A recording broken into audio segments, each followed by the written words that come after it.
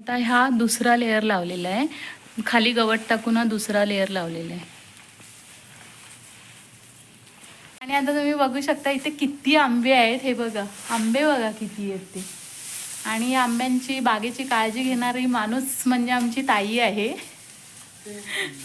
हा विकास दादा आहे. तो हा आंबा दाखवणार आहे, तो आता मी कापून खाणार आहे. मी तुम्हाला दाखवते आणि टेस्ट पण दाखवते कशी आहे. हा आम्ही आंबा कापलेला आहे बघा. हा बघा. आणि आता मी हा टेस्ट करणार आहे.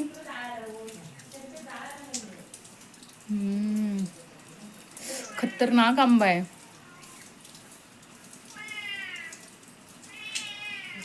एकदम मस्त लागतं.